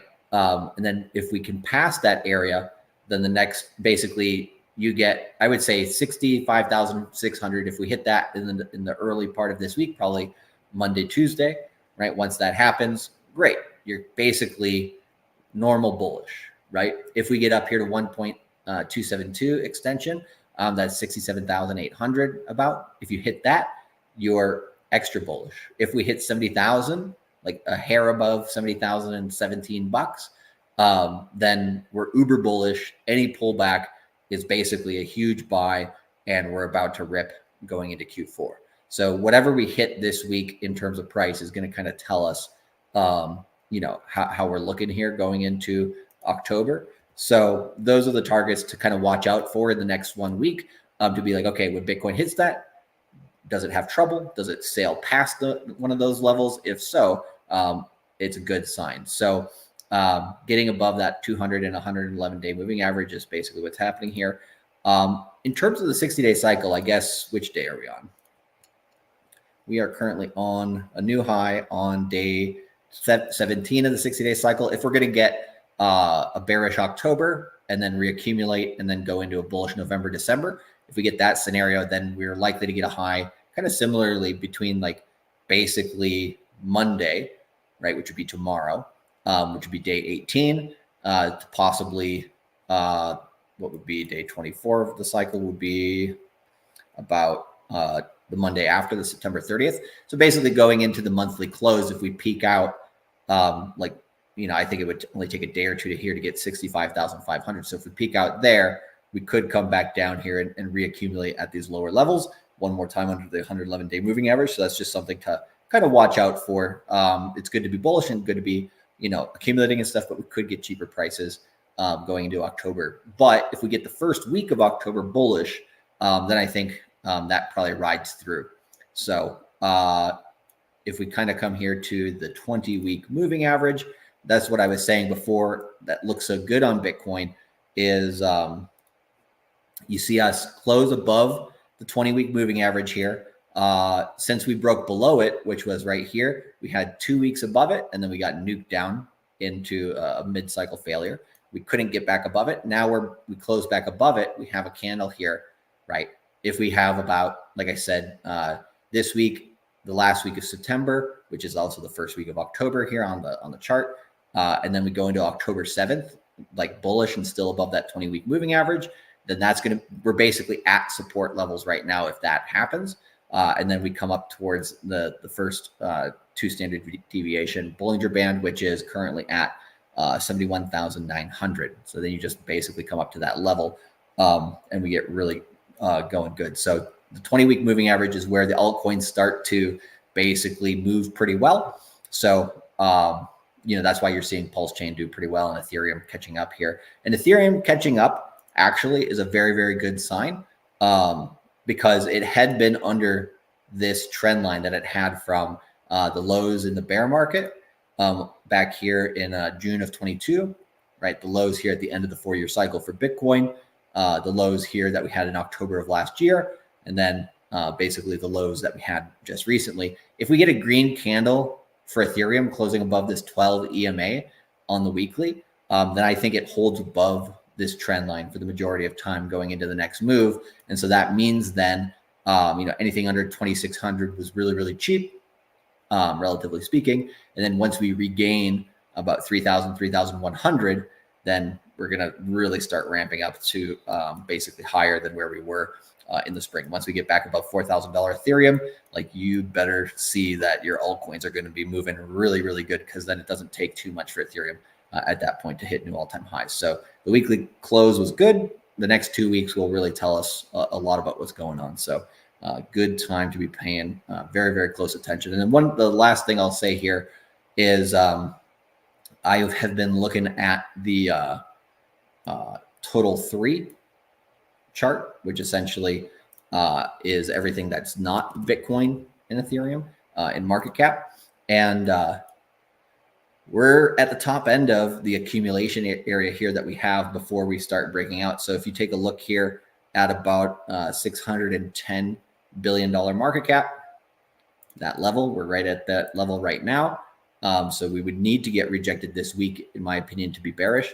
And then here at 540, basically this is where you accumulate your altcoins. We have the total 3 in between these areas. once we break out and we're above this recent high of about 650 billion total market cap for the altcoins, I'm pretty sure Bitcoin will be going to new all-time highs. Ethereum will be then trying to head past that 3,500 to 4,000 area. Altcoins will start taking off. Like everything will start kind of just domino affecting, kind of just dun, dun, dun, dun, dun, you know, different moves happening here. So we're still really cheap. This shows that most altcoins are relatively cheap, right? If we look at Pulse Chain, right, it's just closed above its 20-week moving average, which is the first time here pretty much during this whole downtrend. So if it holds that and then starts coming up here back above about, you know, like 4 zeros and then 4 5s, once it gets back above that area, then it can really start pumping too. So the altcoins are just a knockoff effect of what's happening here with Bitcoin, Ethereum. But yeah, everything's looking pretty nice here going into October. And I'll show lastly here the facts, right? So every time here in 2015-16 and in 2023, when we had a bullish green September close, right, even if it's just a few percent, we had very good returns basically in Q4. Sorry, this time here, and then these 2 times here. So you're telling me there's a chance. Oh yeah, baby, there's a chance. Mary Swanson's right there, baby. But yeah, so this whole thing is looking mighty fine in my opinion. But you know, gotta show the data to state the obvious. But I just stopped sharing. Yeah, there we go. Yeah. That'd be really cool if there was a month that was always green. That'd have been really cool. Yeah, right. It's just like always green. I guess like February, October and February actually have the least amount of red. Both of them only have 2 times since 2013 for Bitcoin. That's crazy, you know. I mean, Uptober for sure makes sense, but you would think that the crypto cucks would be selling crypto for for Valentine's Day or something. Okay. But just because one of the guys asked in the chat and stuff for vested grain tokens since migration, the original site doesn't work. It should still work, but you can go on to the main website for Codex, and all your tokens that are vested are going to be converted over once it goes live on Sonic and stuff like that. So yeah, they're basically getting rid of the grain token and just having it turned into the new token, and then once the other token launches, then you can convert all your other tokens into that one. I think apparently you don't have to do anything with the Oath tokens on Phantom, but like if you have Oath tokens on any other chain, it will be converted as well. So yeah, pretty easy. Nice. Yeah, there's actually a lot of people kind of not copy Possum, but kind of like doing like a fetch AI move in a way. Yeah. I like because they both are basically moving to mainnet when they convert officially. Right. Yeah, and then just a quick shout out. Silver's Rayleigh in the chat said basically John Bollinger, the guy who made Bollinger Bands, he's ultra bullish on Bitcoin too. Like usually he doesn't say too much about Bitcoin, but when it's about to break out, he's like Bollinger Bands, you know, like, and like it's kind of funny, but like what do you call it? He's usually pretty spot on with that. So that was a good extra bit of data. Oh no. Like so last stream I did this whole thing. I kind of gave like a history of what Arthur Hayes has been doing kind of recently, because Pendle was going up, but like there's a lot of like sort of, so he had said that I'm on his he has a company that's actually trading and stuff, like where he trades money and everything like that. Yeah, Maelstrom, right? Maelstrom, yeah. And they owned a Pendle position that they were selling some of it off in order to actually buy something else. And then Pendle just went on a 30% run. 30% or like 30x or what do you mean? 30%, like a 30% run. Like, so he just made a good move. It made a really good move on the news and stuff of like him like selling like a decent position of it down. Yeah, it's like here, I'll pull it up. All right. So if you look in the last month, right, it just it's kind of here. He kind of gave the news here, and then it just started running. Right. It ran up a decent amount, right? It kind of traded, right? But then some people were crying because he had announced what he was going to buy with the money, right, from Maelstrom, and then those coins started crashing. So so a lot of people are saying like, "Do you pump fake this out?" So he may have actually sold some Pendle and actually on his real account bought it up or longed it, and then people started pawned it up and stuff like that, and then he just then he got extra liquidity to dump his fucking other tokens from people trying to buy. Yeah, Not surprised. So people were kind of like, "What the fuck, dude? What the fuck?" Right? And then he just posted this right now. So I don't like. I'm trying to make heads or tails of this. This is like breaking. Iggy Azalea, can you be my mother, bro? I was wrong about Japanese weakening BTC. Held up over the weekend. Let's fucking go. Let's the good times roll. Time to trade into some dog shit meme coins. But so there's actually something to learn in that too, right? Yeah. Which is, what do you call it? Strong opinions held loosely. Right? Yeah. He did come out with a whole thing about the Japanese yen trade and all that stuff, and then he's basically like, well, Bitcoin's decided to be bullish regardless. All right, I'm going to change my stance on that, right? So like he didn't make like a whole post changing his stance on it. Like he just basically wrote it there on Twitter. So like, it's one of those things where it's like, if you're, a trader in this market or an investor, you have to be basically pretty nimble. Yeah. So and, buy up all the meme coins. That's a good thing from him, hearing him say that, but also it makes me kind of freaked out as well, because it's like, it's some 40 chess shit. Like it's always something, right? But Arthur Hayes used to be he's still a powerful man, but not on the same level. He used to be the most powerfulest man. Damn. Yeah, I mean, he literally created perpetual, futures and swaps, with crypto. So, he's OG. Definitely. I mean, there's an iconic picture of him where he's wearing like a Roman toga, holding like that shit is pretty cool. And then like he was wanted by the government, and then he posted a picture on Twitter, "Catch me if you can in full hiking gear." Fuck yeah, he's a perfect troll. Like he's one of those guys that like you know the color of his stripes, right? And so it's like everybody's like, he plays the game well. So it's something to learn from for sure. Definitely, you guys. And be sure to pay attention. Like there's somebody in the chat asking what's going on with Phantom again. There's a conversion happening. Join the crypto mindset course. We'll help you out. Join the Citadel. In the next day or two, me and Charlie will give an update to the Citadel and the crypto mindset course. A little light like Fight Club play and some cool stuff. So definitely sign up, you guys. It goes live on September 27th, which is in 5 days. 1, 2, 3, 4, 5 days, you guys. $39.99 or $9.98? I can't remember. I can't quite remember and stuff, but like supposedly it goes something like this. You buy this for $39.99. Guess what, folks? You take the L away. You put a W there, baby. You're a winner, man. You're the real deal. You're picking up chicks. Let me tell you something. You buy this set at $39.99, baby. You're the cock of the walk, man. You walk into the bar and you just find the hottest chick and you go, you, me. Guess what? She says, why would I go out with you? Because I bought the deal on Wild West Deals for $39.99. That's why. She says, can I go home with you? That's how simple it is. That's how it works. That's what this set brings to the table. Because you know what she sees? She sees a man who knows what he wants. She sees a man who says, good deals don't get by me, baby. I move. I act quick. I act now. I go to wildwestdeals.com. Boom. That's why you're hanging with chicks all night long. That's why you got guys like Michael Jordan calling you, wanting to hang out with you, baby. Because you bought it for $39.99. That's right. Yep. And it's not only $9.98 one time, but what do you call it? You can get $150 off, basically 15% discount if you pay in Bitcoin and ETH. And hey, they're up. Hopefully, you guys have been buying low prices, and you can dump on us. It's all good. Yeah, definitely, man. It's only Bitcoin and Ethereum, just as a little FYI there. But Bitcoin's doing pretty good right now, man. BNB is up a little bit as well. Solana's up a little bit. I mean, where's Dogecoin? Dogecoin's still not at 11 cents, but dude, it's right there though. It's right there.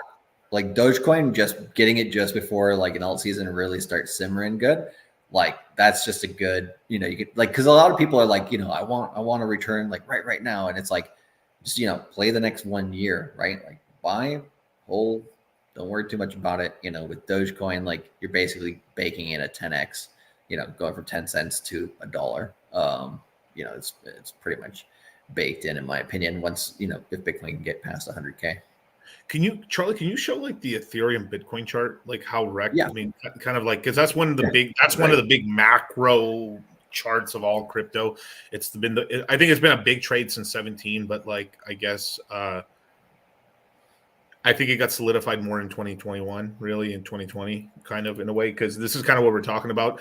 Obviously, not the first cycle, but it's second and third. This is Ethereum's third cycle here, and basically Bitcoin's been beating its butt. Right, so let me full screen this. Okay, so anytime there's a big wick up, right? I mean, like big green candles, that means Ethereum's beating Bitcoin. Red candles means it's losing against Bitcoin, right? And it's been kind of down only basically from July, pretty much, right? Yeah, I mean, if you look at it here, right, from September of 2022, what happened in September of 2022? I have no idea, sir. Like crypto history is important, right?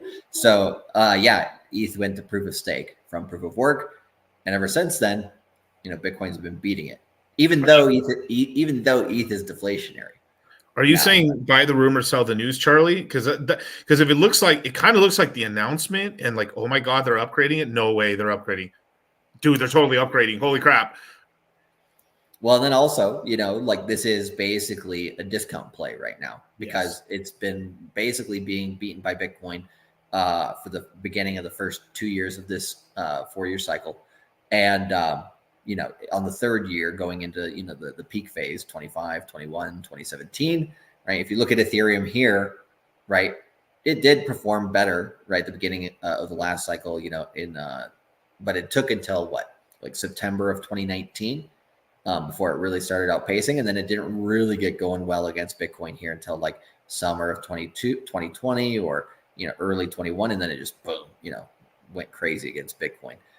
So this isn't going to last forever. Ethereum coming down against Bitcoin. It's just, I think it just makes it an easier buy because a lot of people, right now you can see a lot of people throwing in the towel with Ethereum. A lot of people like, oh yeah, now it's so down against Bitcoin, it's never going to come back. Like, Ethereum's down, the worst thing ever. And like, they've given up on it. Usually when that happens, it's like Q4 of the year, just before the crazy year of the 4-year cycle. So you kind of want to hear people talk shit about Ethereum right now, because then it means you're basically getting a discount buy.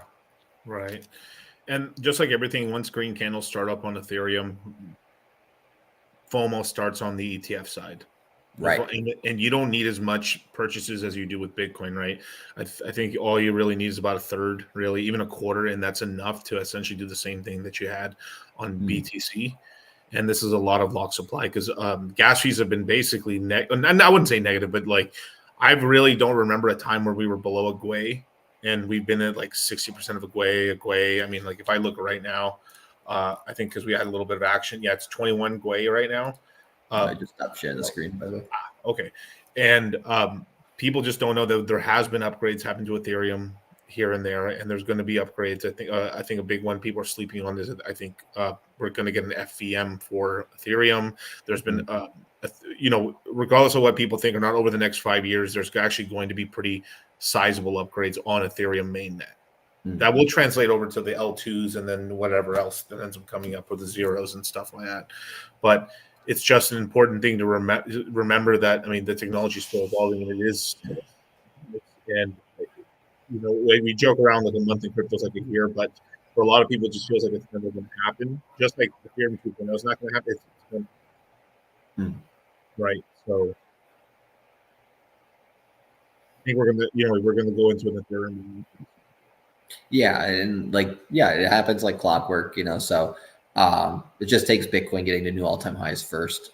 So once that happens, that's like the catalyst. That's basically like, okay, we're ready to roll, baby. Like fun is beginning. Yeah. And then, okay. Yeah. Go for it. The only thing I was going to add was, I've been saying this on my YouTube channel. We did a YouTube video, or we did a Moongang episode, middle or beginning of August, talking about Chinese money coming in crypto. We had Justin Sun, spotlighted there, which, he has been probably one of my least favorite, crypto characters out there. Just straight up rugged. But Tron itself has done extremely well. But if you look at their meme plays, like Sundog, actually, I think is one that like, yeah, you're going to sell it like crazy at the end of the bull market, but I think it's actually going to do really, really well for, like a dog coin on, it's like the dog coin on Tron. So, Right. easy play. Same with dogs on Tone Coin, right? If you're looking between like basically for like new narratives, like I think those are there. And then Tron also just recently reduced its fees by 50% to keep basically Chinese money on the chain. So there's going to be plenty of money sloshing around there. You also know at some point Ton's going to run again. Yep. We're going to get some clarification on Ton. Every coin is going to have its day in the sun. It's just being positioned to take advantage of that when it runs. Caspa network, there's some stuff going on in Caspa finally, just a little bit. We'll talk about it in the course, but right now, if your favorite L1, if you just do a little digging, you might find one or two like plays in there that actually will turn into quite a lot, because when those run moderately, the stuff underneath, disgusting.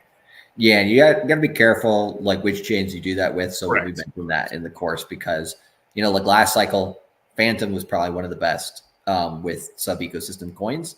Solana was very, very hit and miss. Some things did well, but some things did absolutely trash. But yeah, just choose carefully.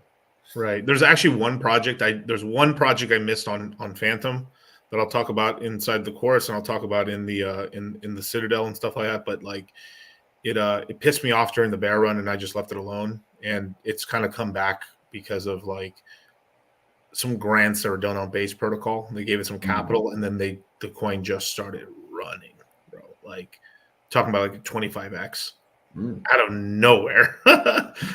Yeah, I mean out of nowhere, kind of that crazy. But that's what we're talking about. Like, bro, if Aerodrome ever goes down, bro, like fuck, there's a lot of projects that are going to be down bad, bro. But it's like if Uniswap were to go down. Oh, dude. Yeah. Hopefully it would be like hopefully it doesn't happen, but hopefully if it did happen, it was just sort of like a front end issue versus like somehow the code that everyone else is using. Got tarnished or something. Yeah. Thanks, dude. If anybody's going to do it, it's going to be the North Koreans, I swear. Yeah. I think we missed it. Did we miss one super chat? Or two? Yeah, there's two. So Jesus Christ. Elevate 7 Productions. Jesus coin looks great. Good luck, bro. I got him right there, bro. He's usually lifting up the Star Destroyer. I don't have it right now, but yeah, usually I have like this figurine. He's holding up the Star Destroyer, looking crazy. Zaul $10 super chat. Hey, been in the Citadel for some months now. How do I get the discount for the CMC? Thanks so much. Yeah. So we answered this for the guys in the Citadel already, but Charlie, do you want to explain to them how they will get their discount code for being? Yeah, Funkmaster Hex put it well there in the chat. Basically, when you signed up for the Citadel, right, we have your contact information from your email that you used to sign up. So wherever you used, whatever you used to sign up in and then get into the Telegram group for Citadel, that's the email that you'll get. It'll be either from support@cultivatecrypto.com or charlie@cultivatecrypto.com. So just whitelist those two. If you can't find it, it'll usually be in your spam folder or your promotions folder. So just double check through there. And then absolutely, if you, for whatever reason, really can't find it, it just got, filtered out somehow. Then basically all you need to do is, contact support@cultivatecrypto.com, or you can DM Liam directly through the Telegram chat. And then, he'll make sure to get all that information to you. But yeah, we try to help everybody at the same time, but some people, for whatever reason, it gets filtered out. So just double check your email there. But that'll be the first day that it goes live. Yep. So the 27th, baby. I've just seen my favorite Solana shilling Sonic and making me smile. Oh, yeah. One last thing right before that. I mean, you can keep it shared or whatever, but like somebody also asked, like, do I have to use all my Citadel discount within the year? No, like you can basically accrue it as long as you want, and then you can use it all. You can basically pay what you want like this year, and then you can save some of the rest for next year. However you want to do that, we're fine with. Yeah. But what were you showing on Sonic there? Oh, he was just like he's just showing Sonic memes and stuff like this, and doing stuff like ball up top. Yeah, like just like, yay. A lot of cool stuff, man. I mean, the Sonic hype's here, basically. THC meme ministry. What the fuck? Yeah, there's like everyone's like trying to look for the coins to invest into right now, like Esco, THC, Eco. There's like those are like top meme coins right now, and then there's like Equalizer. There's like community. There's more like actual protocol coins and community coins and stuff like that. But like they have all moved up pretty well. I think I talked about Eco a while ago. It was like 49 cents, 50 cents. It's like 71 cents right now. So they're steadily going up, but that's a coin more to like earn yield. It's yielding everywhere. Where like some of the other ones are just trying to like do dramatic moves basically for the price of the token. Yeah, and some people have asked before, like, why are you guys so like bullish on Phantom all the time? Like, you guys get paid by Phantom? We're like, no, we just talk about what we like. Like, I think there's some people that are so used to like people on YouTube talking crypto, like everybody's bought and paid for by somebody, right? That they basically like, there's no way these guys are giving their actual opinions. Andre owes me millions of fans. Yeah, in it for the tech. That's right. But so Charlie, when's your next stream? We're on Tuesday around 3 p.m. Pacific, 6 p.m. Eastern ish. We'll be jumping on back again. Yeah, so I'll be here on tomorrow. I think at 8 p.m. Pacific Standard Time. Tomorrow on Monday. And we're literally on YouTube for only one more week before we rug YouTube for like at least a month. Yeah, it's freaking crazy. And also on top of that, so my schedule might change a little bit because we're gonna be back in Las Vegas before we head off to Miami on the 27th for the launch of the Crypto Mindset course. We'll be on Fresh and Fit. We'll be on Mondays, and we're gonna be doing a bunch of streams with everybody as well and talking about the Crypto Mindset course, as well as Crypto Oasis is back. Hell yeah! So yeah. If you guys didn't see it, jump over to Donovan Sharp's channel on YouTube and go over to see Crypto Oasis, which I like the name. We came up with a good one for that. I like it. Definitely. So don't forget to join up the Citadel. The Citadel link's below just because someone's asked, and as well as this is pinned at the top of the chat. Leave your best email address so when it strikes midnight, you can get in first. But with that, man, thank you so much for joining me, you guys. Uptober's here. Interest rates are coming down. Let's keep the pump going. And shout out to Clarence Claymore. I got so many memes. My God, I have to scroll so long to get to my memes. So many memes. Well, Clarence, mate, it doesn't matter how many times we get beat down. What matters is that we get the fuck up and we keep fucking trying. You're right, Donny. Now, who the fuck are you, mate? I'm Clarence Claymore. Who the fuck are you, mate? I'm Clarence Claymore. Say it with your fucking chest. I'm Clarence Claymore. Show me what you got, mate. Take that. Fucking touch me, cunt. Fuck, mate. We got a lot of work to do. You didn't have to cut me off. Think I like it never happened, that we were nothing.